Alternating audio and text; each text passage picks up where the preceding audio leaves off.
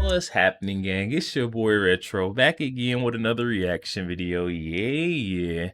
Today we got another huge update. We now have EG and Carroll of the $81 million defamation civil suit coming forth and making her way back into the headlines and also back into that hot seat. We now have a judge that is attacking her claims and also delivering a huge backfire on her case, guys, exclaiming that Trump may not owe her a penny.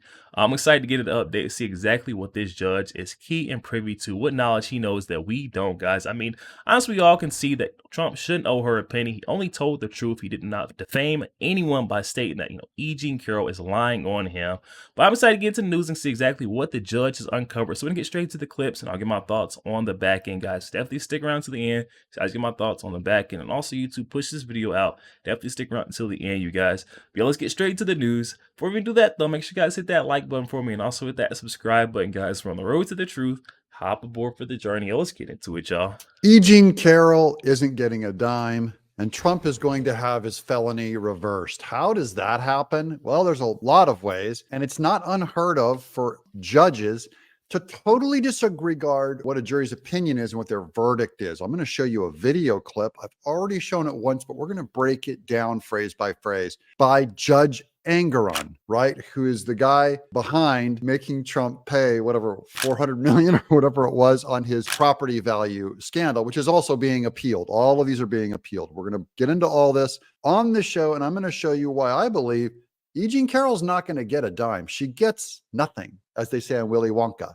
You get nothing. You get nothing. You lose. Welcome to Doug in Exile. This is where all the happy patriots are, and we're happy because all of this lawfare against Trump is not going to stop him. It's not going to keep him from being president, and in the end, it's all going to get reversed, I believe. Let's go. First up, this is from Wikipedia. I'm just going to read this little piece here. Verdict and aftermath. This is on the E.G. Carroll case. On January 26, 2024, the jury deliberated for just 3 hours and awarded E.G. Carroll $7.3 million in emotional damages, $11 million in reputation-related damages, and $65 million in punitive damages, totaling $83 million.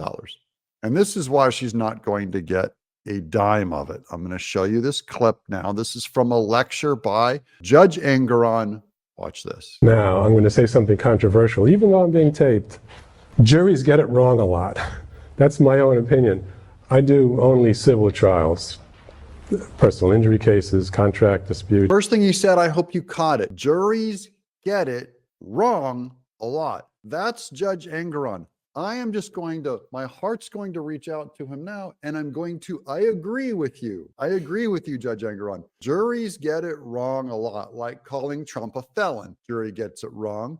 A judge, got it wrong on his property values, and the jury for E.G. Carroll that deliberated 3 hours before slapping him with $83 million, they got it wrong. Like you said, juries get it wrong all the time.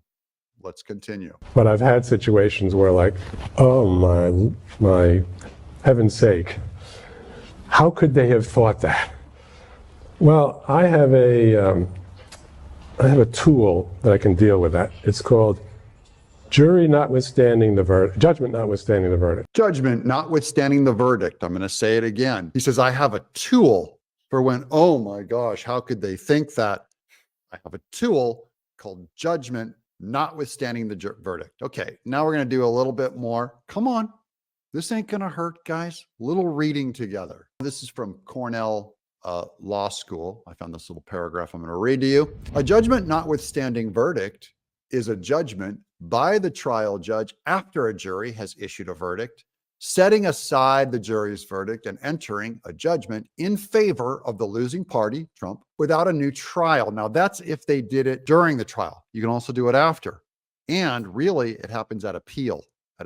A JNOV is very similar to a directed verdict, except for the timing within a trial. A judge will issue a JNOV if he or she determines that no reasonable jury could have reached the jury's verdict based on the evidence presented at trial which I believe qualifies for Trump, or the jury incorrectly applied the law in reaching its verdict, which we all know they did. By the way, Alvin Bragg incorrectly and illegally applied the law, even for this thing to be a felony. Okay, now we're going to skip down a little farther. Earlier in the trial, a motion for a judgment, notwithstanding the verdict, is often filed together with a motion for a new trial by the losing party in response to the jury's verdict.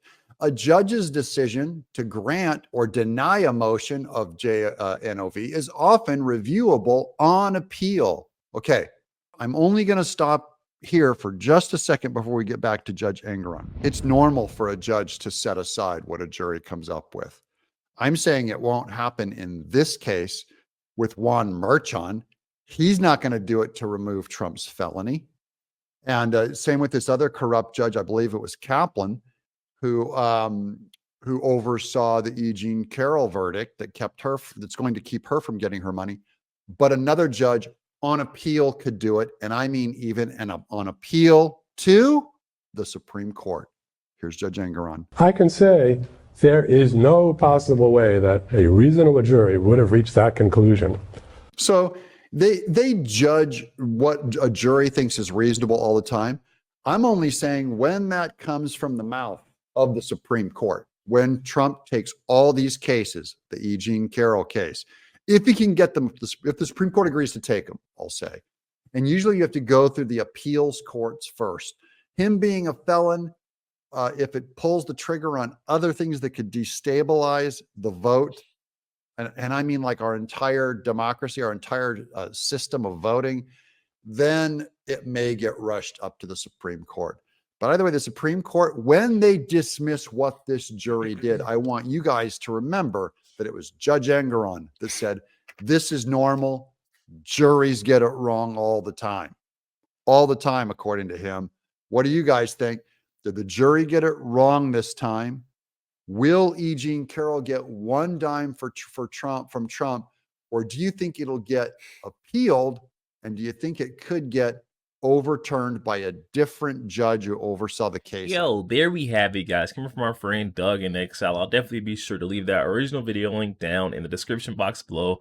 For those who want to go over there and check that out, also if you guys to go over there and show our friend Doug a bit of love. Yo, there we have it, guys. That E. Jean Carroll may not be receiving a dime of that $83 million from that defamation civil suit that she wrongfully brought about on Donald Trump. You know, that Judge Kaplan and his jury got it wrong, and I believe that deep down in my heart. You know, Donald Trump was only trying to get out there and tell the truth, tell his side of the story, and they hit him with a defamation suit for something that he was never proved to be, you know, criminally guilty of. You know, there was never a judge or a court or a jury that said that he was guilty of this crime. For him to come out and say that she is lying is not defaming her, and definitely not grounds for a defamation suit, guys. This was just overboard, overkill. This was another one of those Soros-backed charade cases, guys. It's a political witch hunt.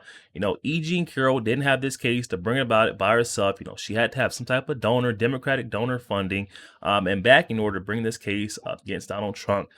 Even having, you know, the statutes, you know, wide and broad, and just so she could bring about this case on Donald Trump in the state of New York. I mean, come on, guys. You can't say this thing isn't coming from the top all the way to the bottom. You know, this just doesn't make sense why they're having, you know, new laws, new legislation being put in place so that they can widen the statute of limitation and bring about this charade case. I mean, come on, guys. People can see straight through it. It's only going to take for Donald Trump to make it to a higher ranking appeals level judge for this whole thing, all this corruption to get sniffed out. Any judge with half a brain will be able to look at, you know, the jury's verdict, or review what the decisions and the evidence that they had to go based off of and see that there's some type of pee inside of the jury pool. This whole thing has been tainted, especially look at that hush money charade case of D. Alvin Bragg. They're saying that Donald Trump covered up this crime. There's little to no evidence of the initial crime that he's even trying to cover up. Definitely leaves a lot of room to wonder in that case how the jury came to the verdict that they got. You know, Donald Trump guilty on all counts, but then you can see the jury instructions by the judge very wide and very broad. The judge instructed them that if they even had a smidgen of reason to believe that Donald Trump had the intent to cover up a crime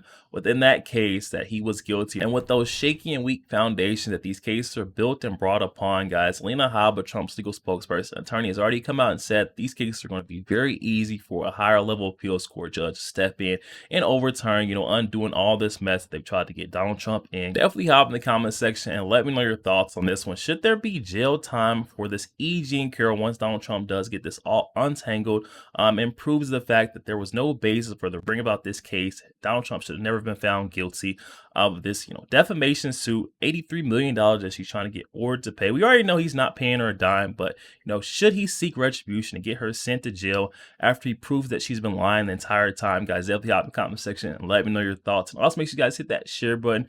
Share this out to as many Facebook friends as possible. You guys share the truth. Also make sure you guys hit that like button. It doesn't cost one thing. Hit that like button for your boy, and also hit that subscribe button as we're on the road to the truth.